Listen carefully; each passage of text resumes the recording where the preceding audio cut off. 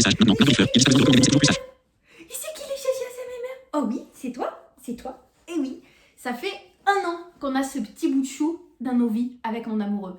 Et il y a beaucoup de parents qui me demandent comment ça se passe, parce qu'ils se disent, bah voilà, peut-être que mon enfant aura un chien guide ou un chien d'éveil ou que sais-je, j'en sais rien, mais en tout cas, peut-être que le chien fera partie de nos vies. Et comment ça se passe quand on est aveugle et qu'on a un chien? La première chose, c'est que ça n'a pas été tout beau, tout rose de suite. Au départ, j'avais assez peur de Swahili, parce que tout simplement, j'étais pas très chaud pour avoir un chien. C'était pas mon idée à moi, c'était l'idée de mon chéri, et j'ai un peu dit ok, parce que vraiment, ça lui tenait à cœur. Et quand on l'a eu, ça n'a pas été évident, parce que c'était une toute petite boule de poils, mais qui mordillait les pieds et qui aboyait très fort. Et donc, j'étais pas du tout à l'aise. Donc, ce que j'ai fait, c'est que au départ, j'ai pété les plombs. Non, je suis pas une personne parfaite. Alors, je l'ai jamais frappé ou violenté ou quoi que ce soit. Je suis contre la violence. Donc, je me suis par contre réfugiée en haut des marches. J'ai appelé Jean-Noël en pleurs. Je faisais du bruit pour que le chien s'éloigne de moi, etc., pour ne pas avoir à lui faire de mal ou quoi que ce soit. Et mon besoin, c'était d'être rassurée. J'avais vraiment peur d'avoir une petite bestiole à la maison. Alors, qu'est-ce que j'ai fait? Qu'est-ce qu'on a fait, Swahili? Qu'est-ce qu'on a fait? Oui, qu'est-ce qu'on a fait? J'ai fait exactement ce que je fais avec les parents que j'accompagne. C'est-à-dire que j'ai essayé de voir quelles étaient mes peurs, quelles étaient mes craintes, quelles étaient mes émotions et quels étaient mes besoins. Et quand j'ai compris que mon besoin, c'était vraiment d'être rassurée face à cette petite bestiole qui me demandait quand même du temps, de l'énergie et de l'accepter dans ma vie, eh bien, j'ai mis des chaussures de Jean-Noël qui étaient des grosses chaussures en cuir. Et comme ça, au moins, il ne pouvait plus me mordre les pieds. À partir de ce moment-là, j'ai appelé Swahili qui est venu sur mes genoux et je l'ai apprivoisé comme ça. C'est-à-dire que je lui ai fait un câlin, puis 2 câlins, puis 3 câlins. Puis il s'est endormi sur moi. Puis il a recommencé à m'aboyer dessus et je me suis dit non, tu n'as pas peur, Agathe, ça va, tu es en sécurité. Et donc en me rassurant, je lui disais non, tu ne m'aboies pas dessus. Tu t'assois si tu veux, on discute, on fait un câlin, mais tu ne m'aboies pas dessus comme ça. Et petit à petit, j'ai appris à apprivoiser cette petite bestiole. On s'est apprivoisé l'un l'autre? Ouais, on est copains maintenant? Un peu, hein. Un peu mon neveu qu'on est copains. Ouais. Après, il y a eu plusieurs choses qui ont été importantes pour nous. La première, ça a été que Swahili puisse marcher en laisse. Alors, dès tout petit, on l'a mis à gauche de nous parce que moi j'ai ma canne à droite et on lui a appris à marcher à gauche en laisse. Ensuite, on lui a appris le rappel. Pour nous, c'est primordial qu'il puisse revenir et donc, à coup de bonnes récompenses, etc., on lui a appris à revenir vers nous, quoi qu'il en soit. Des fois, ça pêche un peu, mais ça va. En gros, on a éduqué Swahili en fonction de nos besoins à nous et en fonction de ses besoins à lui.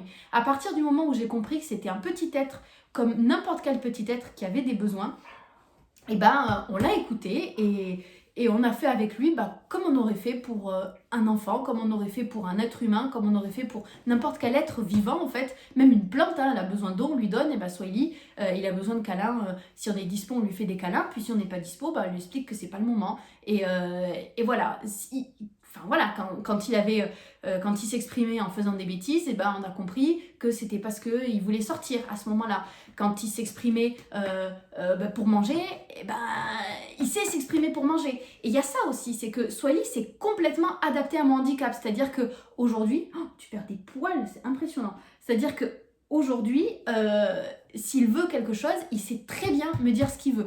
Il va marcher en faisant plus de bruit, il va grogner par exemple devant sa gamelle pour que je lui donne à manger, il va s'étaler par terre s'il veut dormir, il va me donner des coups de museau quand il veut manger, me donner des coups de patte quand il veut boire. Bref, gentil les coups, attention, il me mord pas et il me donne pas des énormes coups de griffe, mais juste il s'est adapté à moi et moi je me suis adaptée à lui. Alors oui, tout le monde nous dit que c'est un chien ultra bruyant et franchement ils ont pas tort. C'est vrai que c'est un chien qui fait vachement de bruit pour un golden retriever, qui s'exprime, qui tchatche. En même temps t'as avec des mecs qui parlent pas mal, hein.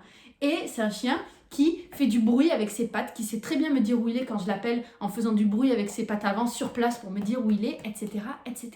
Bref, l'arrivée de ce chien dans nos vies n'a pas été toute rose. C'était pas facile au début, mais aujourd'hui, on s'entend bien. On a une vraie complicité tous les deux. Il reste tous les jours avec moi et franchement, quand je suis pas avec lui, il me manque. C'est tout ce que j'ai à dire. Voilà. Donc si tu te poses des questions pour un chien, désolé. Si qui se posent des questions les gens, hein?